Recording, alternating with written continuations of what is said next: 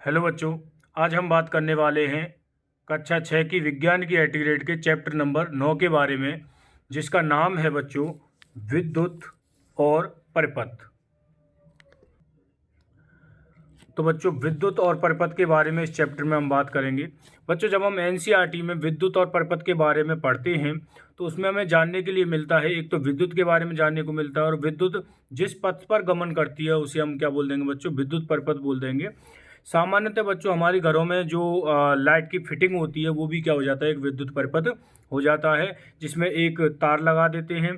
तार के साथ साथ कोई भी इलेक्ट्रॉनिक इंस्ट्रूमेंट जैसे कि बल्ब जल रहा हुआ होता है, और वो जो वायरिंग होती है वो कहाँ से आ रही होती है बच्चों, बिजली के खंभों से आ रही होती है। ये कि पूरा क्या हो जाता है, विद्युत परिपथ हो जाता है। इस चैप्टर को बच्चों जब हम डिटेल में अध्ययन करते हैं तो इसके बारे में हमें एनसीईआरटी में जानने को मिलता है। फिलहाल हम एट ग्रेड के क्वेश्चनों को सॉल्व करने आए हैं, तो एट ग्रेड के क्वेश्चनों को हम अच्छी तरीके से सॉल्व कर लेते हैं। चलिए क्वेश्चनों पर हम बच्चों बात कर लेते हैं। तो देखिए, पहला जो पेज दे रखा है आपकी कक्षा अध्याय 9 का, इसमें क्या दे रखा है बच्चों कि दो तारों से जुड़ा हुआ बल्ब। जैसे पहला ऑप्शन, जैसा कि आप चित्र में देख पा रहे हैं कि दो तारों से जुड़ा हुआ बल्ब कौन सा है, ये है, ठीक है। उसके बाद देखें तो ऑन स्थिति में स्विच। ऑन स्थिति में स्विच बच्चों वो होता है जैसे हम चटनी चालू कर देते तो वो ऑन स्थिति में स्विच होता है। ये होममेड स्विच है, तो यहाँ पर इस तरह की फोटो दी गई है। फिर है विद्युत सेल बच्चों, ये विद्युत सेल आपको दिखाई दे रहा है, इसको यहाँ पर मैच कर देंगे। और साधारण स्विच बच्चों, इसको हम इस तरीके से मैच कर देंगे। क्लियर, समझ में आ गया। चलिए बात कर लेते हैं बच्चों। देखिए अगले क्वेश्चन पर हम बात करें। अगला क्वेश्चन क्या कहता है, देखिए यहाँ पर क्या दे रखा है बच्चों, मैं इस कैमरे को साइड में कर देता हूँ कि यदि कोई विद्युत से संबंधित अन्य चित्र आप जानते हैं तो यहाँ बनाओ और उसका नाम लिखिए। तो बच्चों यहाँ पर मैंने टॉर्च का चित्र जो है मेंशन किया है। यहाँ पर बच्चों क्या किया है, मैंने टॉर्च का चित्र मेंशन, इधर मैंने टॉर्च का चित्र क्या किया है, मेंशन किया। और यहाँ पर नाम आपसे पूछा है तो नाम हमने क्या लिख दिया बच्चों, यहाँ पर टॉर्च लिख दिया है। आगे है कि निम्नलिखित सामग्री में से विद्युत रोधक सामग्री को चुनकर लिखिए। तो बच्चों यहाँ पर जो कॉर्क क्योंकि रबर का बना हुआ होता है, और कांच, ये दोनों ही विद्युत रोधी होते हैं। विद्युत रोधी का मतलब होता है बच्चों कि ऐसे पदार्थ जिनमें करंट नहीं आता है या फिर जो विद्युत का चालन नहीं करते उन्हें विद्युत रोधी पदार्थ हम बोल देते हैं, ठीक है। तो यहाँ पर हमारा जो कॉर्क और जो कांच है ये क्या हो जाएंगे, विद्युत रोधी हो जाएंगे।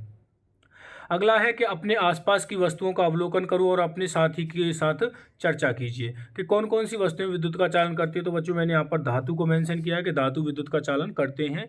और क्या हमारा शरीर विद्युत का चालक है? बिल्कुल बच्चों, शरीर जो हमारा है वो विद्युत का चालन करता है। आगे हम चले बच्चों अगले क्वेश्चनों पर। तो देखिए अगले क्वेश्चन क्या है, हम आपके ऑब्जेक्टिव क्वेश्चन यहाँ से चालू हो जाते हैं। तो ऑब्जेक्टिव क्वेश्चनों में पहला क्वेश्चन है कि विद्युत बल्ब में लगा तंतु में से किससे बना हुआ होता है। देखिए बच्चों, विद्युत बल्ब में जो तंतु लगा होता है वो टंगस्टन धातु से बना हुआ होता है। किससे बना हुआ होता है बच्चों? टंगस्टन धातु से बना हुआ होता है। और टंगस्टन जो है बच्चों एक धातु है, ठीक है। तो यहाँ पर हमारा सी जो है वो आंसर करेक्ट हो जाएगा। क्लियर बच्चों।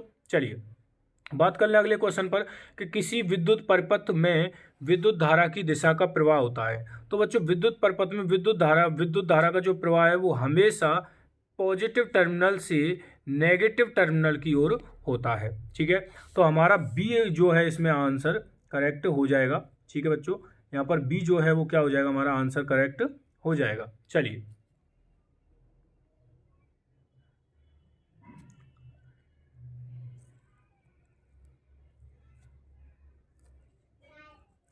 बी जो है वो करेक्ट आंसर यहाँ पर हमारा हो जाएगा। अब बात कर लेते हैं क्वेश्चन नंबर 3 पर। क्वेश्चन नंबर 3 है कि दिए गए परिपथ में दोनों तारों के मध्य किस वस्तु को रखने पर बल्ब जल जाएगा। तो बच्चों दोनों तारों के मध्य हम किसी चालक धातु को ही रखेंगे तो ही जो है वो परिपथ, उसमें परिपथ में लगा हुआ बल्ब जो है वो जलेगा। तो बच्चों यहाँ पर लोहे की छड़ जो है वो हमारा करेक्ट आंसर हो जाएगा, ठीक है। चलिए अगले क्वेश्चनों पर चलें बच्चों। तो अगला क्वेश्चन क्या कहता है, क्वेश्चन नंबर 5। क्वेश्चन नंबर 4 है बच्चों कि एक वस्तु से दूसरी वस्तु पर विद्युत आवेश को स्थानांतरित करना है, इसके लिए दोनों वस्तुओं को संयोजित किया जाना चाहिए।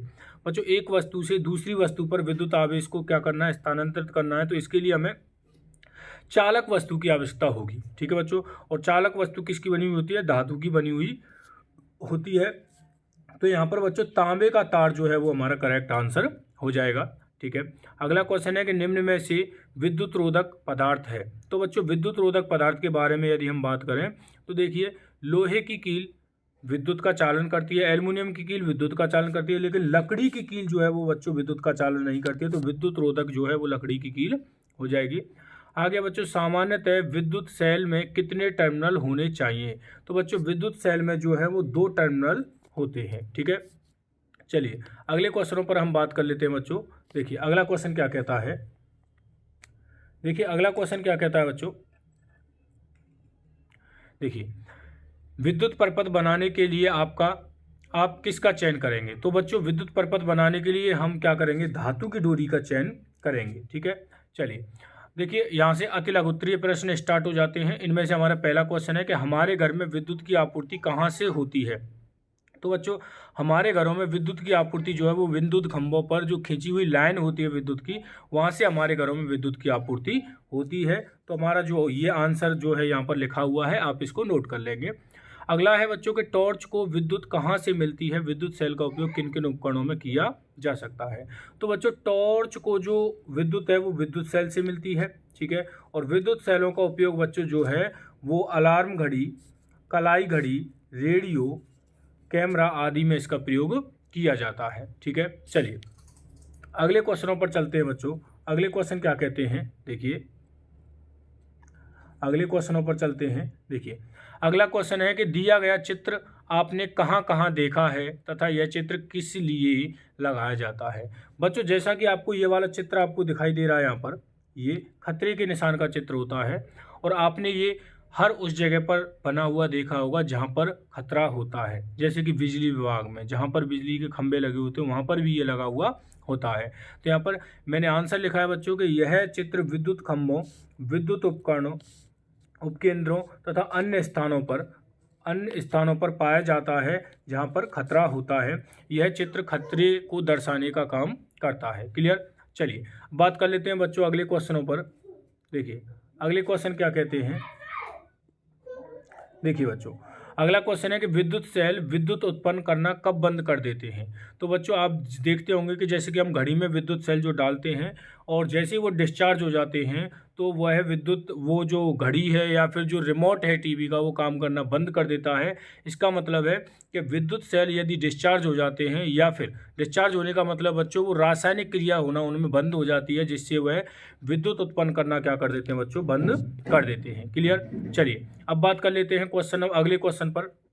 अगला क्वेश्चन है कि विद्युत कार्य के लिए उपयोग में आने वाले विद्युत उपकरणों के भाग जिन्हें लोग स्पर्श कर सकते हैं, इनको बनाने में प्राय किस पदार्थ का उपयोग किया जाता है। देखिए बच्चों सामान्यतः ऐसे उपकरणों को बनाने के लिए रबर या प्लास्टिक का प्रयोग किया जाता है। देखिए बच्चों ऐसे पदार्थों का प्रयोग यहाँ पर करेंगे जो विद्युत रोधी होते हैं, और विद्युत रोधी जनरली जो प्रयोग में लिए जाते हैं वो रबर और प्लास्टिक होते हैं। क्या होते हैं बच्चों, रबर और प्लास्टिक होते हैं, और ये क्या है विद्युत रोधी होने के कारण इनका उपयोग किया जाता है। ठीक है बच्चों। चलिए अगले क्वेश्चनों पर चलते हैं बच्चों।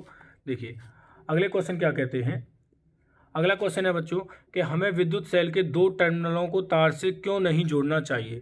बच्चों जैसा कि आपने जनरली देखा होगा कि जो सेल है उसके 2 टर्मिनल होते हैं।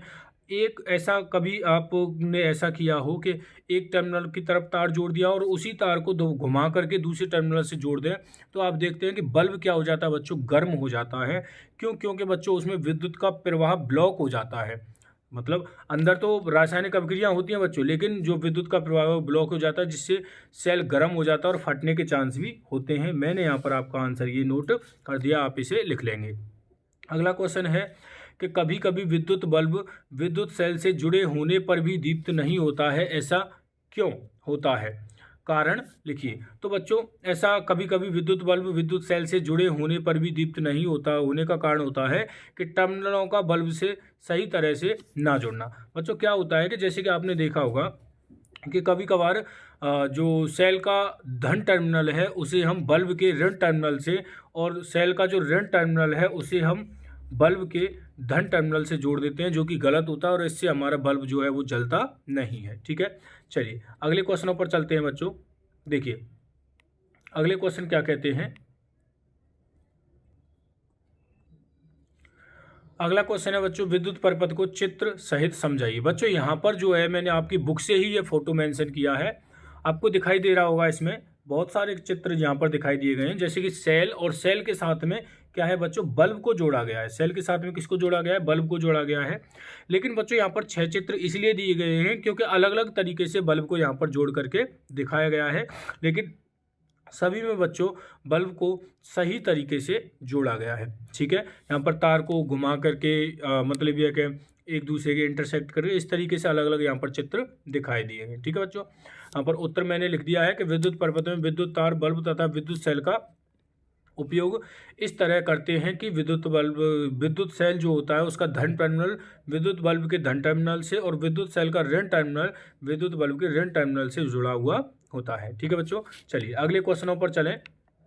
देखिए अगला क्वेश्चन क्या कहता है बच्चों, अगला क्वेश्चन कहता है हमारा, देखिए अगला क्वेश्चन है कि विद्युत स्विच की क्रियाविधि को चित्र सहित समझाइए। तो बच्चों विद्युत स्विच की क्रियाविधि को यहाँ पर चित्र सहित समझाएंगे। देखिए स्विच जो कि हमारे घरों में आपने देखा होगा, चटकनी जो लगी होती है उसे स्विच बोल देते हैं, लेकिन यहाँ पर बच्चों आपकी किताब में होममेड हाथों से बनाया हुआ स्विच यहाँ पर दर्शाया गया। देखिए यहाँ पर एक पिन यूज की गई है, एक पिन यूज की गई है यहाँ पर बच्चों, देखिए ध्यान से, एक पिन यूज की गई। यहाँ आप देखेंगे ये जो पिन है ये इस तार से कनेक्ट नहीं है इससे, तो यहाँ पर इसे क्या बोलेंगे बच्चों, खुला परिपथ बोलेंगे या फिर स्विच ऑफ बोलेंगे। क्या बोलेंगे बच्चों, स्विच ऑफ बोलेंगे। ठीक है, और दूसरे चित्र में देखेंगे बच्चों तो यहाँ पर पिन जुड़ी हुई है, इसका मतलब इसे स्विच ऑन बोलेंगे। ठीक है, चलिए अगले क्वेश्चनों पर चलते हैं। यहाँ पर मैंने लिख भी दिया है बच्चों, विद्युत परिपथ का क्या काम होता है। ठीक है, आपके क्वेश्चन के अकॉर्डिंग यहाँ पर मैंने आंसर मेंशन कर दिया है।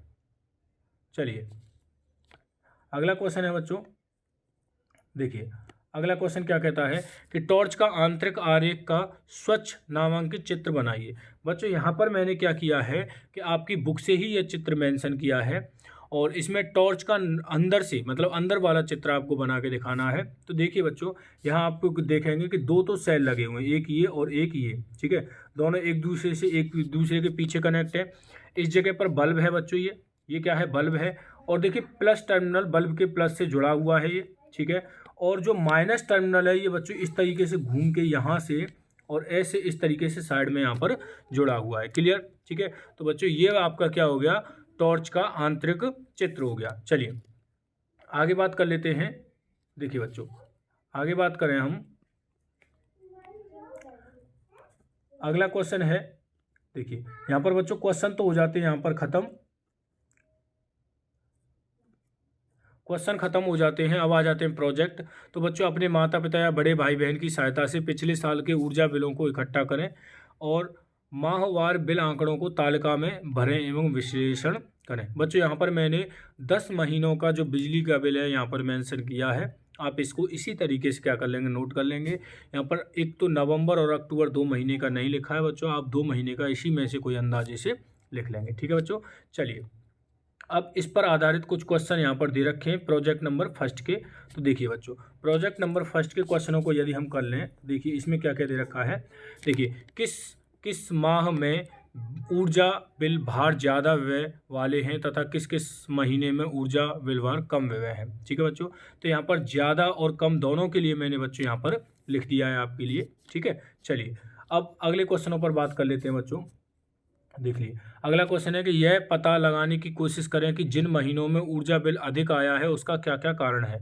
बच्चों जनरली सामान्यतः जो बिजली का बिल है वो जून और जुलाई के महीने में ज़्यादा आता है। इसका कारण है बच्चों अधिक गर्मी पड़ना। ठीक है, उसके बाद बात कर लें कि विभिन्न तरीकों से पता लगाएं कि आप अपने ऊर्जा बिल की लागत को कैसे कम कर सकते हैं। तो बच्चों बिजली के बिल को निम्न तरीके से कम किया जा सकता है, जैसे कि अनावश्यक बिजली ना जलने दें, अनावश्यक पंखा व कूलर ना चलाएं। इस तरीके से हम क्या कर सकते हैं बच्चों, बिजली के बिल को कम कर सकते हैं। ठीक है, अगला क्वेश्चन है, देखिए बच्चों अगला क्वेश्चन क्या कहता है कि विद्युत ऊर्जा प्राप्त करने के लिए अन्य स्रोतों के नाम लिखिए। तो बच्चों विद्युत ऊर्जा प्राप्त करने के लिए अन्य स्रोत हैं जैसे विद्युत सेल, विद्युत बैटरी, टॉर्च आदि। ये क्या हो जाएगा बच्चों, हमारा इसका आंसर हो जाएगा। चलिए अगले क्वेश्चनों पर बात कर लें बच्चों। तो देखिए अगला क्वेश्चन है कि ऊर्जा खपत कम करने के लिए आप सामान्य बल्ब का उपयोग करेंगे या एलईडी बल्ब का उपयोग करेंगे, विचार व्यक्त कीजिए। तो बच्चों यहाँ पर देखिए ऊर्जा खपत कम करने के लिए हमें क्या है, सामान्य बल्ब की अपेक्षा एलईडी बल्ब को प्रयोग करेंगे, क्योंकि एलईडी बल्ब जो है वो सामान्य बल्ब की अपेक्षा कम बिजली की खपत करता है। और अगला है ऊर्जा बचत के उपायों। देखिए, ऊर्जा बचत के उपायों को दर्शाते हुए पोस्टर तैयार कीजिए। तो बच्चों यहाँ पर मैंने एक पोस्टर आपके लिए मेंशन कर दिया है, इसको आप बना लेंगे। चलिए अगला है एंड लास्ट, देखिए प्रोजेक्ट नंबर 2 है। इसमें क्या है बच्चों के, एक तार लेना है 12 इंच का, एक विद्युत सेल लेना है और बल्ब लेना है और इसका एक हमें परिपथ बनाना है। मैंने यहाँ पर ये परिपथ बना दिया है बच्चों, आप भी इसी तरह का एक परिपथ बना लेंगे। आशा करता हूँ बच्चों यहाँ तक आपको चैप्टर अच्छी तरीके से समझ में आया होगा। बच्चों किसी भी तरह की कोई भी प्रॉब्लम हो कमेंट में ज़रूर लिखें, और बच्चों वीडियो पसंद आई हो तो लाइक करें, दोस्तों के साथ शेयर करें और चैनल को सब्सक्राइब करना ना भूलें। धन्यवाद।